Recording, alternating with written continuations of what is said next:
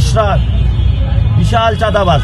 তাদের মধ্য থেকে আমরা খোঁজ খবর পাচ্ছি তারা অস্ত্র রেডি করতেছে। এখন তো বড় একটু রুই কাতলা আরো যেগুলো ছোট ছোট আছে না, পুঁটি মাছ বিভিন্ন জায়গায় চটকি মারে, যে একটা আছে না নয়ন, হ্যাঁ এরকম যেগুলো পুঁটি মাছ আছে এগুলোরও ইনশাল্লাহ আমরা সাইজ করবো আস্তে আস্তে। আমি আপনাদের বলি, ঢাকা 18 আসনে জাহাঙ্গীর তার শ্যালক হলো চাঁদাবাজ, বড় চাঁদাবাজ। রবিউল ইসলাম নয়ন সন্ত্রাস, তারপরে হলো ইশরাক বিশাল চাঁদাবাজ, তারপরে হলো ঢাকা সাথে হামিদ, সে কি অস্ত্র ব্যবসায়ী। কাইয়ুম ভূমিদস্যু, আর নাম বলেন আপনারা, ঢাকা 10 রবিউল, সে তো খুনি। এভাবে অসংখ্য জায়গায় দেখাতে পারবো যারা মানুষের উপর অত্যাচার করে যাচ্ছে। ইনশাল্লাহ সব জায়গায় পরিবর্তনের হাওয়া শুরু হয়েছে, পরিবর্তন হবে। ভোটের দিন কেন্দ্রগুলো, আপনার কেন্দ্রগুলো নিয়ে কোনো আশঙ্কা রয়েছে কিনা? আশঙ্কা তো আছে। আপনারা বাংলাদেশের সকল মানুষ এই সময় ক্যামেরা রেডি রাখবেন। কোথাও যদি কেউ টাকা দিয়ে ভোট কিনতে চায় তারে পুলিশের হাতে তুলে দিবেন। কোথাও যদি অস্ত্রের মহড়া দেয় তাকে পুলিশের হাতে তুলে দিবেন। তাদের মধ্য থেকে আমরা খোঁজ খবর পাচ্ছি তারা অস্ত্র রেডি করতেছে এবং পুলিং এজেন্ট, তারা বলছে 9টা থেকে 11টা পর্যন্ত তাদের ইনস্ট্রাকশন দিছে তোমরা এই সময় দখল করে ফেলবা। তারপরে নাসিরউদ্দিন পাটোয়ারি যখন হারার ভয় দেখবে তখন তোমরা সবাই দখল করে ও বসে যাবে।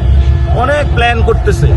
আল্লাহ কোরআনে বলেছেন ও আমাকারুল্লাহ, তারা অনেক ষড়যন্ত্র করে, কিন্তু আল্লাহ তাআলা সবচেয়ে বড় হলো প্ল্যান করে।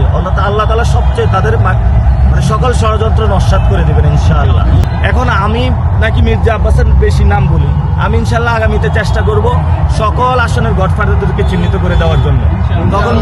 তখন সবার নাম চলে আসবে। আর এখন চাঁদাবাজি শব্দটা বেশি শোনা যায়, সামনে সন্ত্রাস, দর্শন, রাহাজানি, খুন সবগুলো ইনশাআল্লাহ এক্সপোজ করে দিব।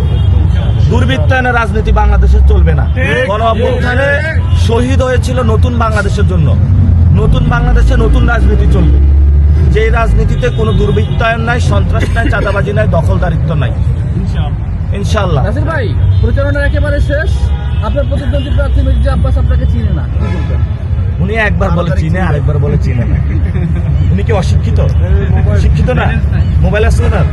মোবাইলে যা দেখবেন, ইলেকশন কমিশনের ওয়েবসাইট আছে, প্রত্যেক প্রার্থীর হলফনামা থেকে শুরু করে সবকিছু দেওয়া আছে। আমি তো ওনার হলফনামা পড়েছি।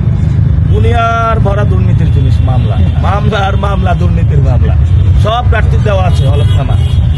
উনি কি এটা পড়তে পারে না? ওনার মোবাইল নাই? জুলাই বুঝি নাই। 12 তারিখের পরে নাসিরউদ্দিন পাটোয়ারিকে চিনবে কিনা আলাদাভাবে কে আমরা আগেও ছিলাম, পরেও থাকবো, আল্লাহ যতদিন বাঁচায় রাখে। জালিমের পতন হবে ইনশাআল্লাহ। ভোট আরো বাড়বে। জোট হয় কি কারণে? আপনারা 10 জন বন্ধু একসাথে ট্যুর করেন কেন?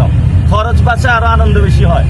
জোট হয়েছে এজন্যই তো যে আমরা সরকার গঠনের জন্য। সারা দেশের নির্বাচনী আমেজ ছিল ঢাকা 8-এ।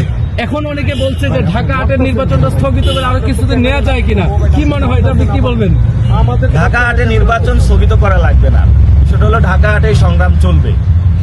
এখন তো বড় একটু রুই কাতলা আরো যেগুলো ছোট ছোট আছে না, পুঁটি মাছ বিভিন্ন জায়গায় চটকি মারে, যে একটা আছে না নয়ন, হ্যাঁ এরকম যেগুলো পুঁটি মাছ আছে এগুলোরও ইনশাল্লাহ আমরা সাইজ করবো আস্তে আস্তে।